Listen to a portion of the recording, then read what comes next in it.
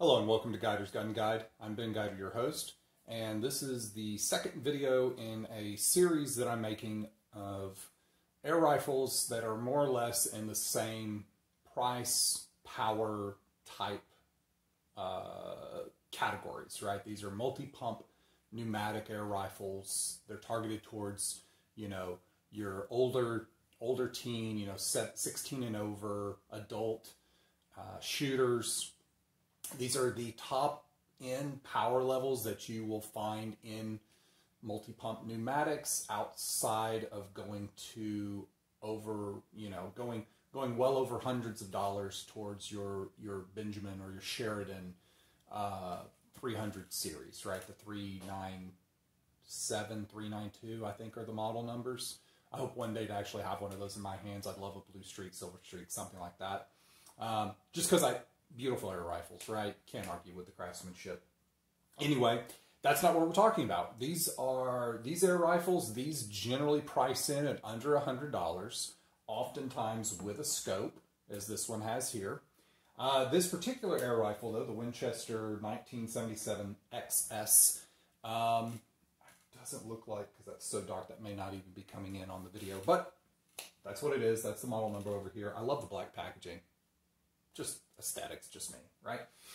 I love the Winchester name. I like history, right? So Winchester's been around for a long time.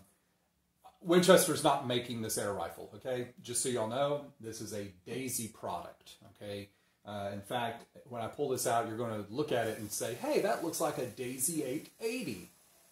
Yes. From what I can tell, just from the external assessments, these appear to be Daisy 880s with a nice thumbhole stock, which I'm a huge proponent of pistol grips and thumbhole stocks. I love them.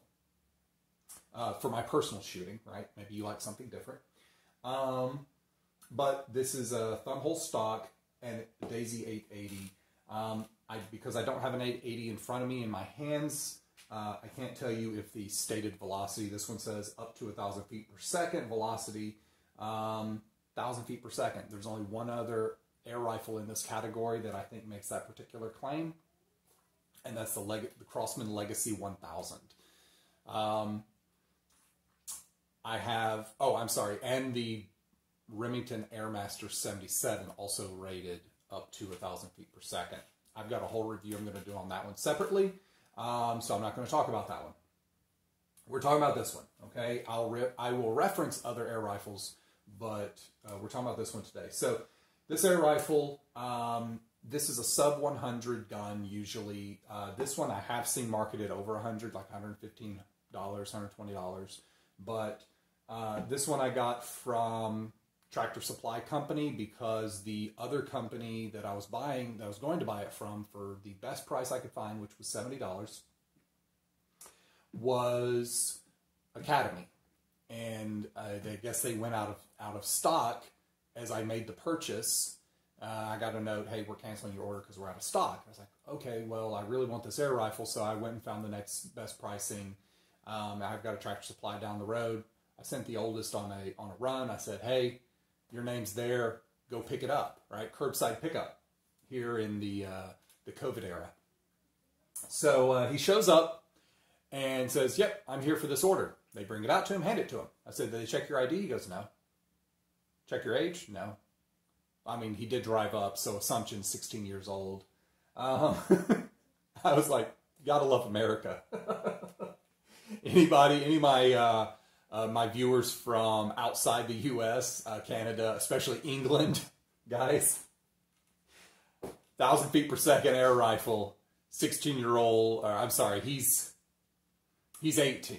Okay, he's 18, but I order it online for a curbside pickup without an ID, hands the guy the gun, and he drives away. Oh, ain't America great? I know it's going to be a controversial statement. Sorry, I don't know what to tell you guys.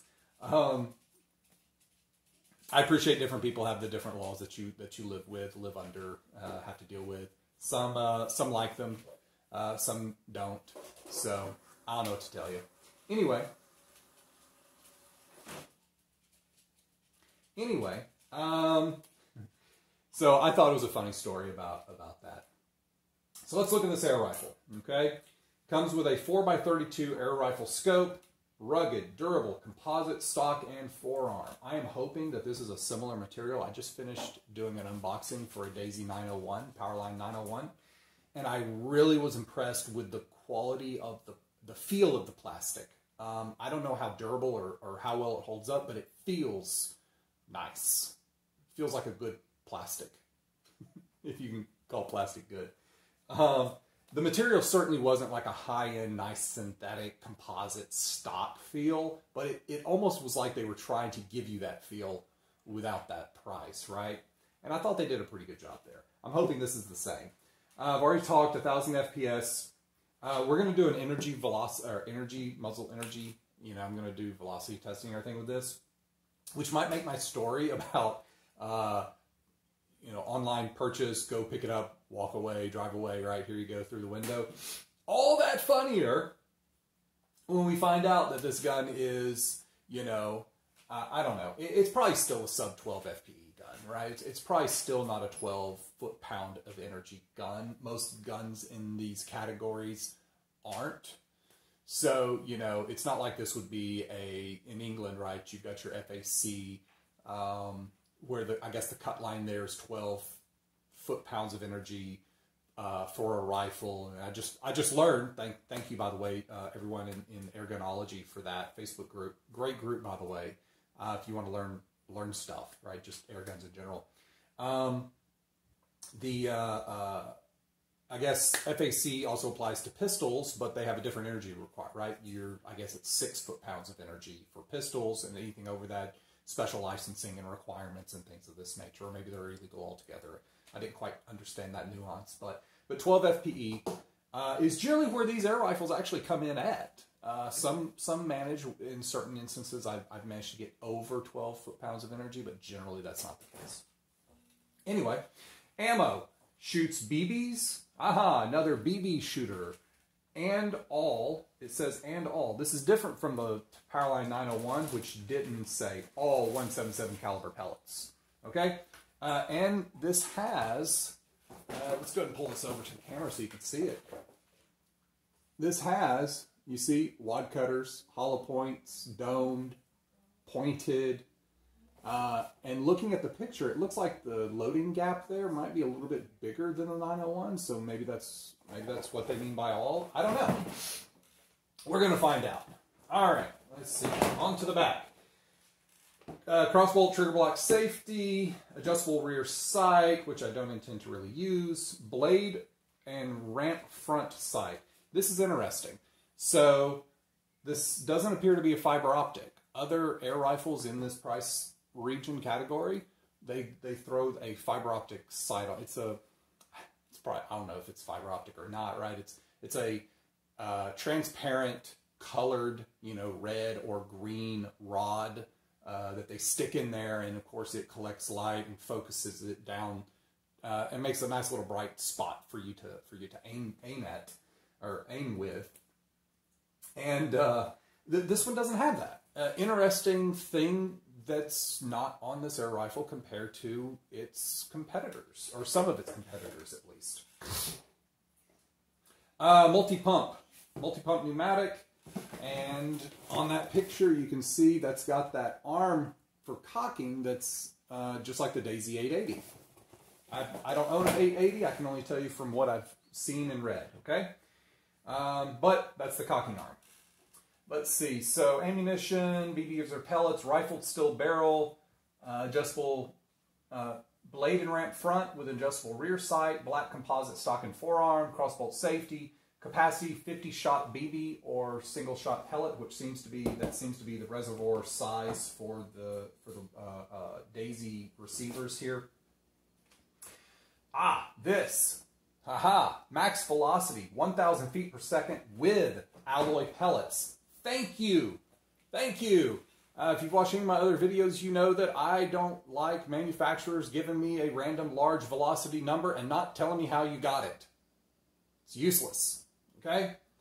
Tell me I used alloy pellets. Tell me I used a lead pellet. that at least gives me a ballpark of what you're doing and what you're achieving power-wise with your air rifle, right? I used a BB, okay? What's the velocity with the BB, okay? I personally would love to see the specificity down to, okay, if you're going to tell me feet per second, okay? Tell me I used a 7.4 grain lead pellet. Cool. And you achieved whatever velocity. Great. That would be awesome. Or I used a steel BB and achieved this velocity. Or I used an alloy pellet and achieved this velocity. Okay? It gives me a better idea of what your product can do and what you're giving me. Okay? But simply saying, I got 1,000 feet per second. Using what?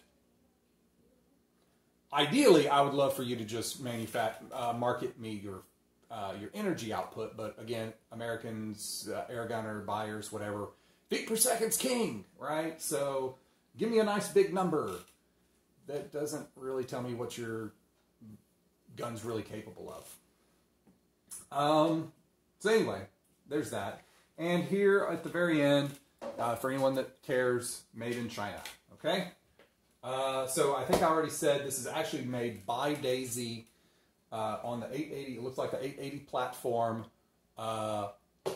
for Winchester. You know, some sort. Either Daisy went to Winchester and said, "Hey, we want to license your name and manufacture a gun for you," or if Winchester came to Daisy and said, "Hey, we want to sell an air rifle with our name on it, and we'd like you to do it." I don't know. Point being, Winchester is not making this air rifle in their factory, okay? Daisy is, in China no less, okay? So, let's get it open.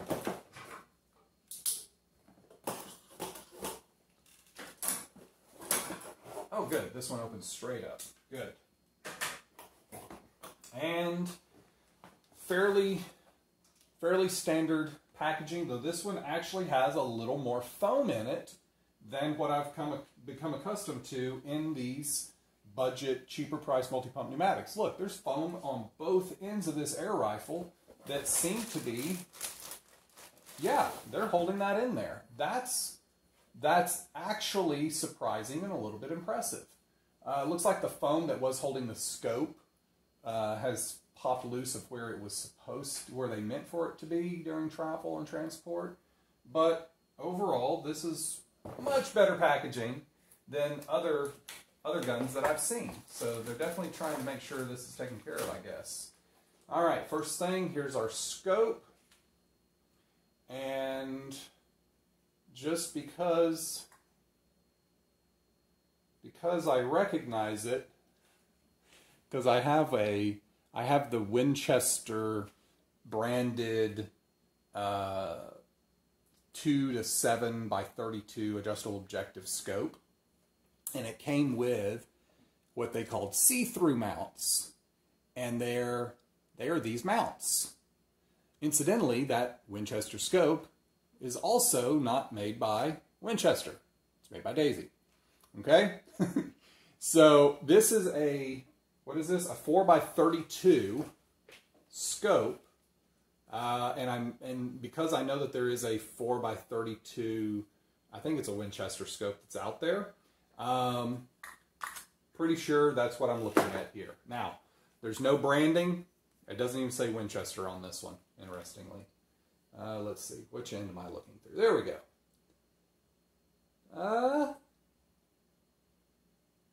Okay. Decent eye relief. Not bad. Clarity.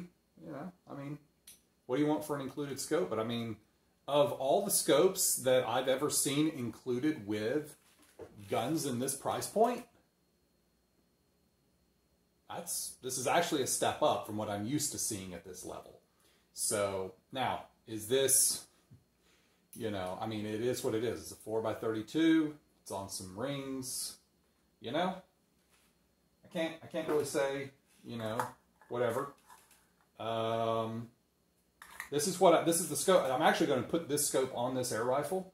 I want to shoot it however they gave it to me, so that whoever buys this has some indication of what they're getting. But I've got no reason to believe that scope won't be effective. All right, let's get to the main event. We have here the rifle. Here is the operating manual. This one actually says Winchester on it, model 1977 XS, multi-pump pneumatic. Even the picture is, even the safety pictures and everything else, it looks like they completely, now mind you, 10 shooting, this is the Daisy, I mean, right here, right? It's Daisy. Do not return, all these sorts of things, right? Even the back here, 10 shooting safety tips, it's the same thing, just they actually went to the trouble to fully Winchesterize the manual. Kind of neat that they didn't just repackage the 880 manual, which I'm sure is probably applicable. So, pretty cool. What else do I got? So I've got my packaging. Okay. And I have the scope information. So mounting instructions and diagrams, and to sight your scope, take the covers off and go to work. All right, good deal. Well, there's that. All right, let's get to it.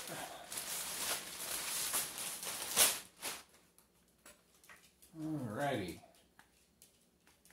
Oh, the foam here has like a hard plastic thing on it. So I guess it doesn't punch through. It actually does protect. That's a little extra bit of packaging interest. I saw this on the 901. Daisy puts a zip tie on their pump arms. Obviously on the 901, because you know it's this 4-stock 4N that does the pumping.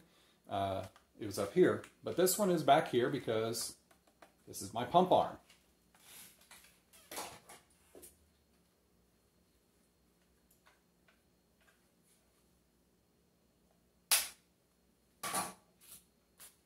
Okay. Let's see. Safety. Yep, that safety does not engage because the gun is not cocked, and that seems to be the design. All right.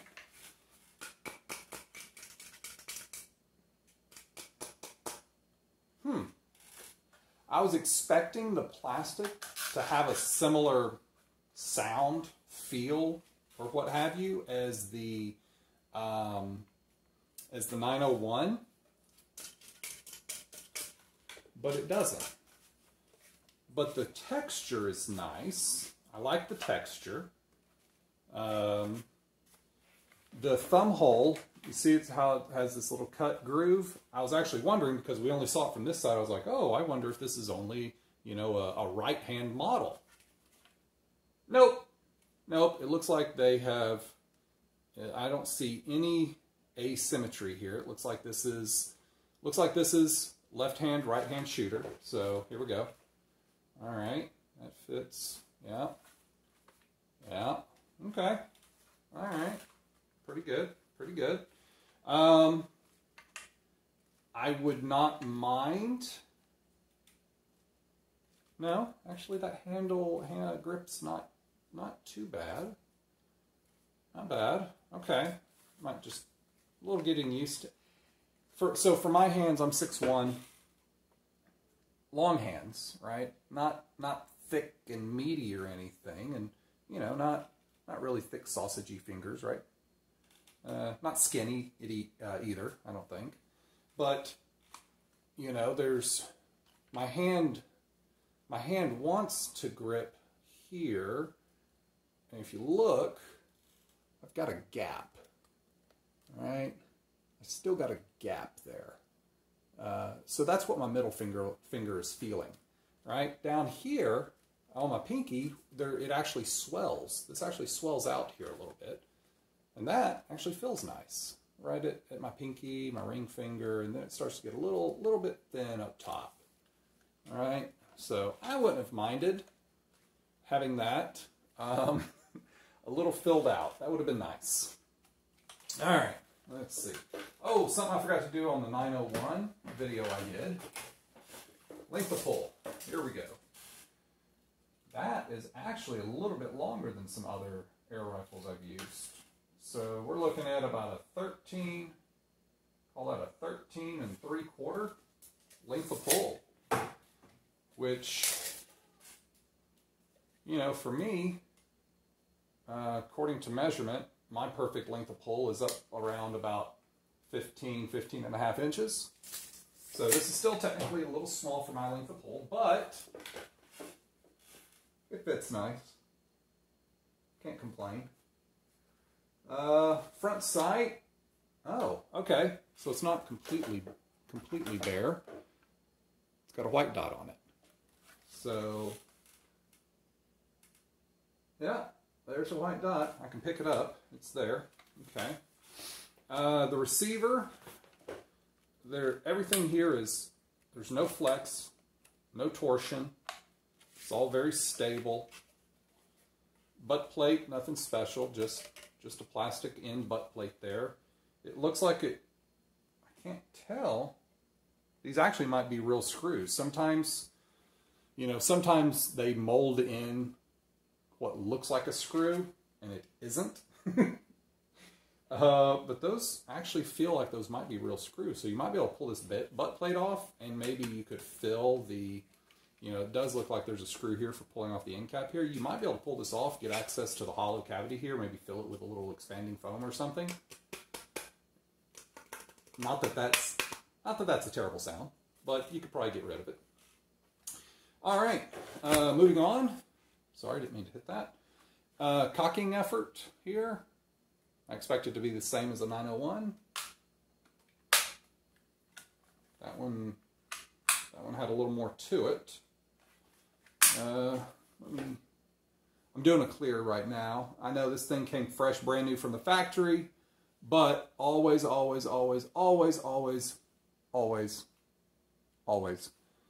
check your weapons. Okay, check your guns. Make sure they're clear before you do anything with them. Negligent discharge is a bad thing.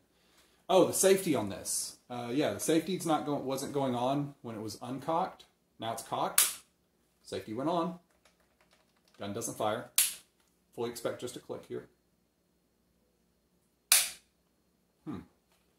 Bit of a heavy trigger pull, but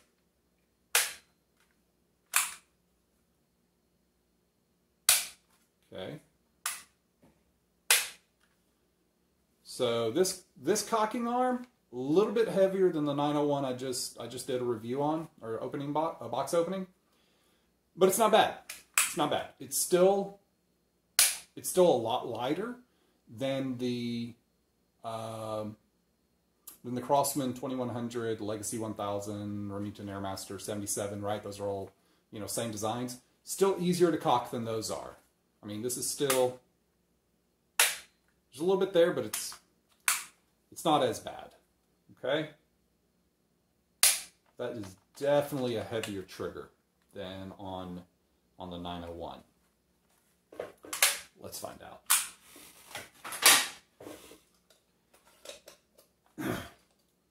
Lineman.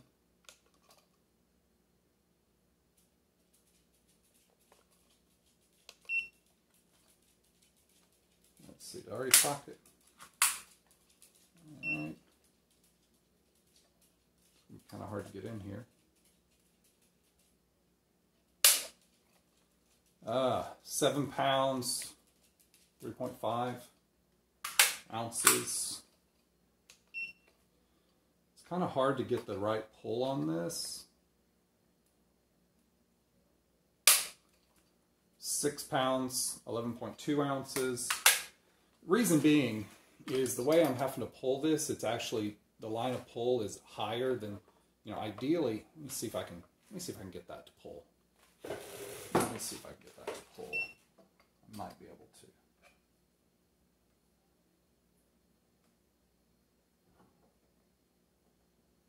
Oh! Didn't close the bolt. Alright, here we go.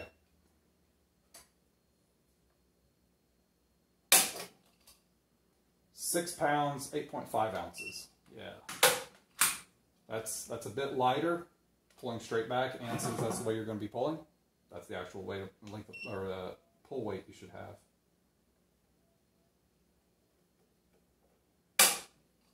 6 pounds, 9.4.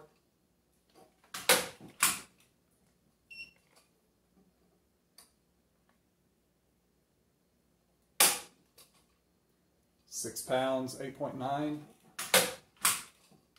Gonna get one more here.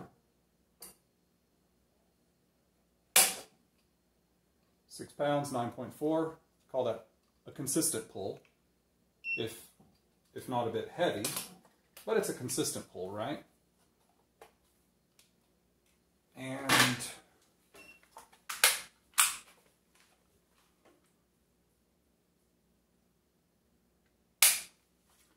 it's smooth. Trigger pull smooth and straight. There's no creep.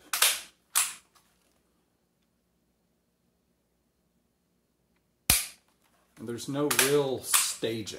It does feel like it's just a straight one stage straight pull all the way through. Bit of a, you know, a little bit of a travel on it, you know, but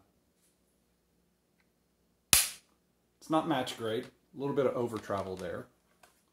It's not match grade, but you know, these aren't top end, you know, super expensive match grade air rifles. The cocking arm here is plastic. I was reading that older model 880s, the cocking arm is in fact metal. I thought that was kind of cool. I might try to get a hold of them just because I like vintage stuff.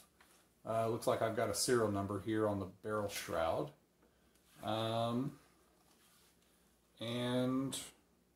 the tube, this right here is a barrel tube, shroud, whatever you want to call it. The barrel, in fact, ends about right there. And it's just recessed a little bit, not for any type of sound dampening or anything like that. It's just to protect the crown of the muzzle, right? But the actual barrel in here is, let's see if we can, nope, okay, let's do this.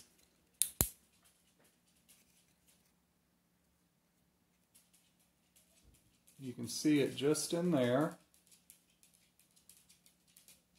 That's the barrel. Okay, it's thin. You know, you call them soda straw barrels, right? It's not a really thick wall or anything. But that's what's actually inside of here. And it's held in place by the front sight. The front sight has a little plastic ring here that holds the front end of the barrel in place. But let's try pumping efforts here. So cock the gun, put it on safe. That's per the instructions. And here we go. Okay, pulling that loose takes a little bit of pull. There's interesting. It's this right here that seems to hold it in place is like a screw. You know, it's got like a screw shape, but it's not a screw. Like it's got the ramp or whatever. Anyway. Okay, coming up was a little bit jerky. That's probably because it's new, right? 2, 3, 4, 5, 6, 7, 8, 9, 10. Okay. So the arm kind of torques and flexes a little bit as you're moving with it. And it jerks at the bottom. I had to actually readjust how I was holding this because this edge, it's a corner. And as I was pumping it, as I dropped in one time, it kind of jammed on my finger a little bit. It didn't break anything, right? But there was a discomfort there. The ergonomic of it, not great. Pumping effort, though, it was harder to pull the pump off than it was to pump it down. So that's kind of neat.